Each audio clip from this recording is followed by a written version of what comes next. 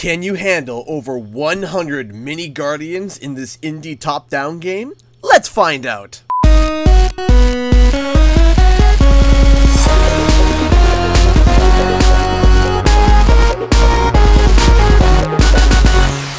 What's up guys, Canadian Guy A here, and back with a review of Masters of Anima. I'd like to give a thank you to Focus Home Entertainment for providing me a review copy of this game.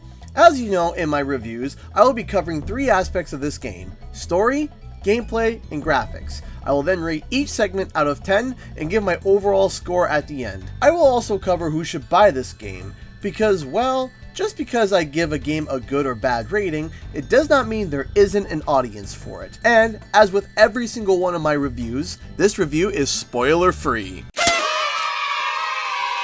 In Masters of Anima, you play as Otto, a young man who recently became a Shaper. A Shaper is someone who can control Anima, a primordial magic that comes from the earth itself. A Shaper can then use the Anima to create Guardians. There are different types of Guardians, each one doing a different tactical job. However, Otto is not 100% invested in becoming a Shaper. He simply wants to be able to marry his betrothed, Anna, who is a Supreme Shaper. However, it is forbidden for her to marry someone who is simply an apprentice, so for her hand, he decides to go through the trials of the Shaper to become one. However, after passing the test, a villain by the name of Zar shows up and uses a forbidden magic to sunder Anna into 3 pieces: her heart, mind, and body. Otto promises to get Anna back together and goes after Zar. Now, Otto must fight Zar's forces that is powered by raw, untamed Anima, which in this form causes corruption and makes them wild and angry. The core story is of course the same concept of Mario saving Peach from Bowser, but it takes on its own twist that's actually pretty cool.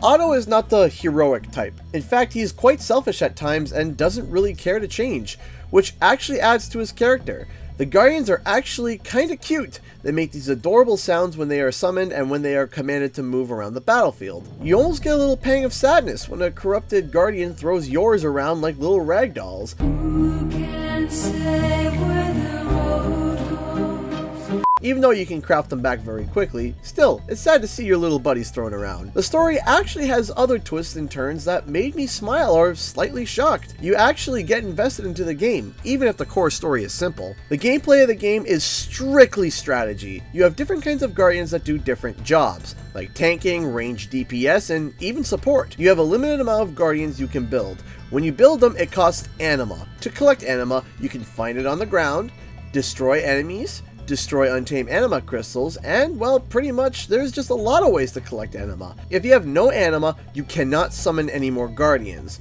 so you have to constantly be thinking. You can move and shift your Guardians around the battlefield at your will and call them back to you.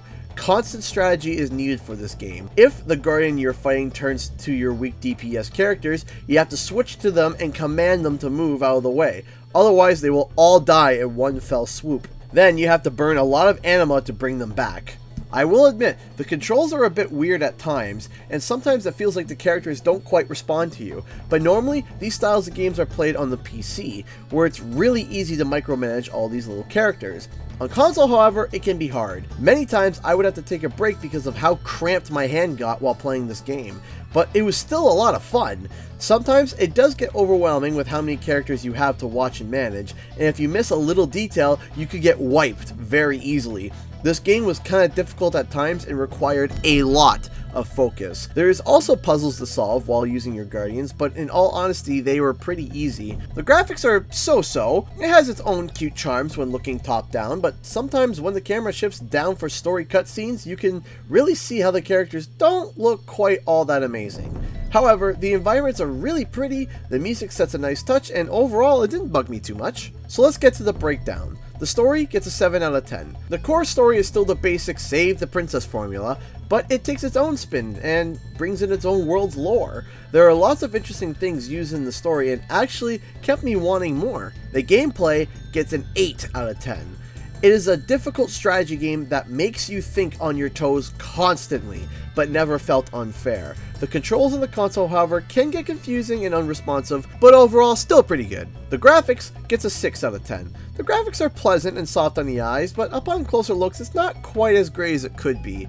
So overall, I'd give this game a 7 out of 10. However, I will say I think this game would have been an 8 out of 10 if I played it on the PC.